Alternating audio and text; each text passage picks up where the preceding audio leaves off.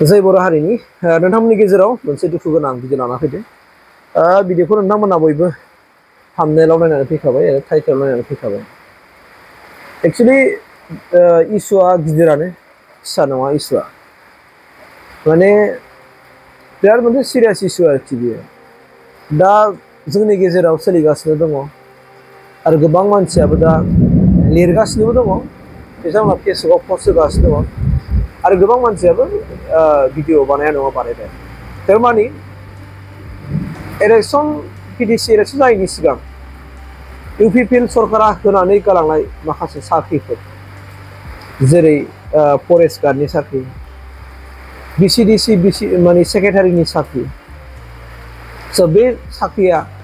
Totally फेक होननानै आरो बेवहाय गोबां माने कारापसन सोलिदों। बे साख्रिया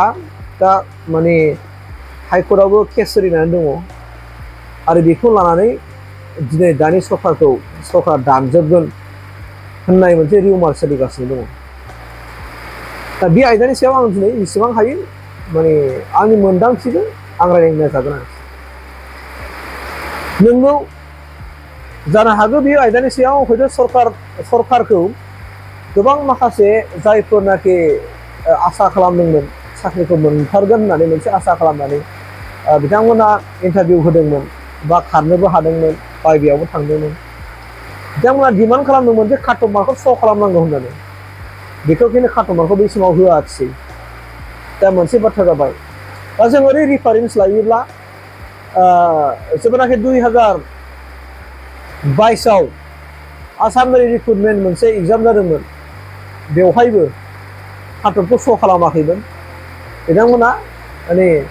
रावबो नुवाखै जे सोरनो बिथांमोना मोननानै मोनदों। बे सेकेन्ड टाइमावसो बिथांमोना दा काट अफखौ गासिबो होजोबदों, एन्सार के होनानै होदों आरोखि।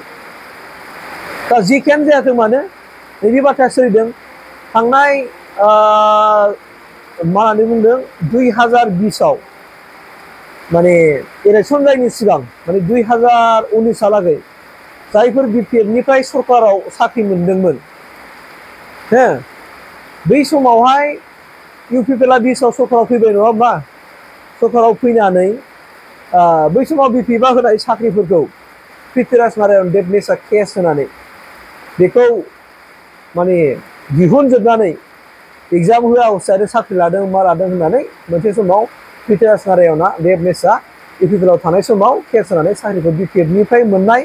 साख्रिफोरखौ दानदों होननानै बुंदों आरोखि। दा आं बिनि सायावबो इसेबां नलेजाव गैया, खिन्थु आं एसे खोनाहांदोंमोन जे सोर दानजामारदों दानजामाराखै बेखौ आं मिथियाखै आरोखि। जुदि नोंथांमोना जुदि मिथिदों नुदोंब्ला कमेन्टआव हरदो, अननानै फोरमायनानै हो, आंनिफ्राय खावलायनाय। दा बेखौ नोजोर होनानैनो बेखौ बिथा खालामनायनि बिनि उल्था खिथेर थांनाय 2020आवबो जुदि पृथ्वीराज नारायणआ थाफानानै जुदि दिनै बिपिएफआव मोननाय साख्रिफोरखौ दानदोंब्ला, ओइबारबो दाबोथ' केस जाबाय नै इउपिपिएलआ होनाय साख्रिया, बे फरेस्टार ओमफ्राय नैबे दानि बिसिडिसि सेक्रेटारि, अब्ला बेखौबो दाननांगौ होननाय मोनसे डिमान्डबो थादों। दा बेफोर बाथ्राखौबो इभेन नैबे केसआवबो दा माने स्टाफ थानानै दङ होनना बुङोबा पृथ्वीराज नारायण देबनेसआनो स्टाफ थानानै दं होननानैबो जों मिथिनो मोन्दों आरोखि। दा बै बिसिडिसि साख्रि होनाय ओमफ्राय फरेस्टार साख्रि होनायाव बे केसआव जुरित जाफानानै दङआ पृथ्वीराज नारायण देबनेसखौबो दं होननानै मिथिनो मोन्दों आरो। दा बिथांमोनखौ दाननांगौआ बेसेबां जुक्तिपुर्ण आरो दाननाङाया बेसेबां जुक्तिपुर्ण, आंनाव बे मोनसे कुइसन सिखारदों। आंनि मथाफोरखौ आं होगोन। आंनिब्ला बिथांमोनखौ दाननाङा। जायफोर फरेस्टार मोनदों, फरेस्ट गार्ड मोनदों, जायफोर बिसिसि सेक्रेटारि मोनदों, आंनिबा दाननाङा। मानो आं दाना होनना बुंदों, आं जोंनि जाथिनि सार्थआवसो आं बुंदों। बावहाय स्पेसियेलि बेसेबां मानसिफोर मोनाथों मानो बांसिनानो मेक्सिमाम सिटखौनो बर' मानसिफ्रा मोनदों गासिबो। आरो नोंनि बिदा फंबाय, आंनि बिदा फंबाय सोरबा सासेयानो मोनदों। बेखौ आंनिबा हाग्रामा महिलारि सारा मावथारनो नाङा। मानि थाखाय? जोंनि जाथिनि सार्थआव, जोंनि हारिनि सार्थआव। नोंगौ बिथांमोना मिस आन्डारस्टेन्डिं जालांबाय, बिथांमोननि बर्डआ एबार सोलायखासिगोन ना, सोलायजोबसिगोन। आरो नै recently grade 3 higher secondary level graduate level ओमफ्राय ग्रेड 4 बिनि रिजाल्ट गनांगौ दंमोन बेबोथ' थाबथाजोबखासिगोन बे गोदानै मोनसे रिक्रुटमेन्ट प्रसेस जासिगोन आरो बेखौ दानि बिटिसिनि चिफ हारामा मन'रिक सारनि दैदेननाय बे सरकारानो मावनो मोनखासिगोन बेखौ आरो खुनु रावबो मावनो हाखानाय नंला बे आरो नै टेट पास जानानै थानाय जेनाखि एलपि आरो इउपिनि 1000 प्लास मोनसे बे माबायाबो प्रसेसआबो सोलिबाय थादोंमोन डकुमेन्टस भेरिफिकेसन प्रसेसआबो सोलिबाय थादोंमोन दा बेखौबो माने एबारनि सरकारासो खुंसिगोन होमबा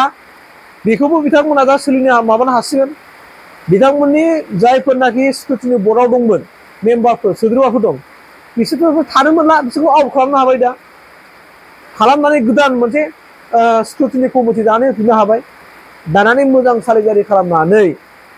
एबारनाव पजिटिभलि बिथांमोना साख्रिखौ होनो हासिगोन आरो खिन्थु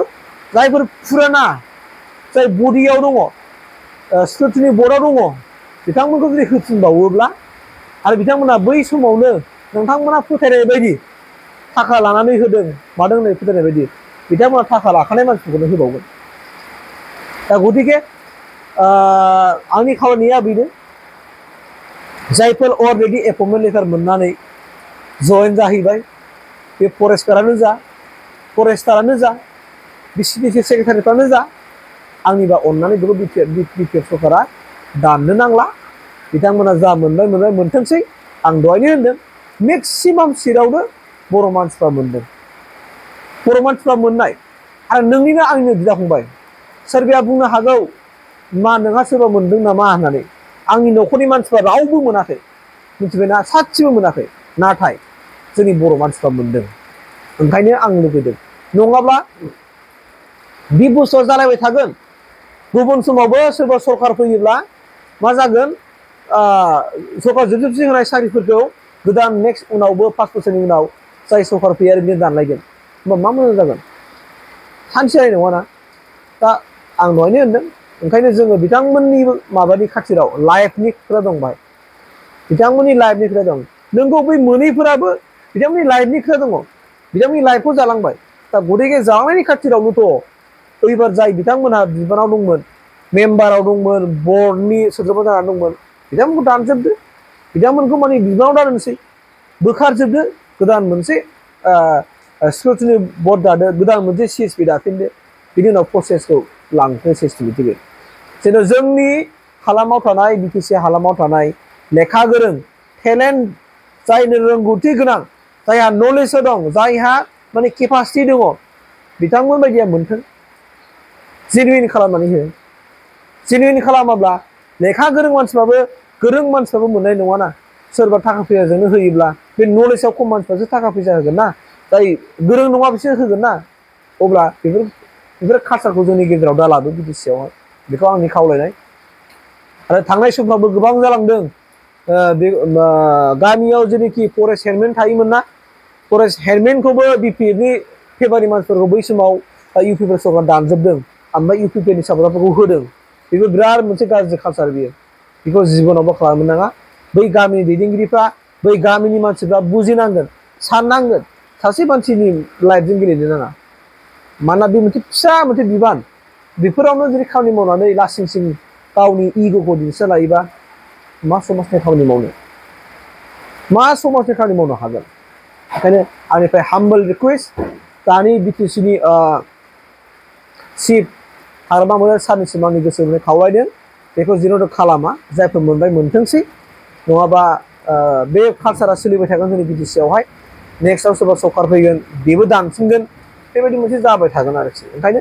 जा मोनबाय मोनथोंसै दा जायफोर दा ओंखारनो गोनां दङ ग्रेड 3नि हायार secondary level technical level graduate level grade 4 आरो दा टिचार एलपि आरो इउपि बिसोरखौबो इमिडियेट नैबे बोसोरनि गेजेरावनो हायोब्ला जेन' सिएसपि बर्ड दानानै आरो प्रसेसखौ लांबाय थानानै होयो आं बेखौनो आंनिफ्राय हाम्बल खावलायनाय आरो प्लिज अननानै जेबो खालामलाया दानला दुनला खालामा आरो जाय थाखानायखौ थाबैनो होदो थाबैनो रिक्रुटमेन्ट खालामदो नोंथांमोन सरकाराबो मान मोनगोन रायजोफोरजों फोथायनाय लागोन आरो बै जायफोर दाखालि रिसेन्टलि साख्रि मोननानै थांबाय बिथांमोनाबो नोंथांमोननो सापर्ट थागोन नङाब्लाथ' आरो बिराद मोनसे हुलस्थुल थासारि सोमजिबावनो हागौ ओंखायनो आंनिफ्राय खावलायनाय जे जानला मोनला फिसा फिसौ बाथ्राफोरखौ माने लानानै बेफोरबायदि हौद' मोनसे परिस्थिति सृष्टि खालामा आं बेखौनो आंनिफ्राय गुरैयै खावलायबाय थेंक इउ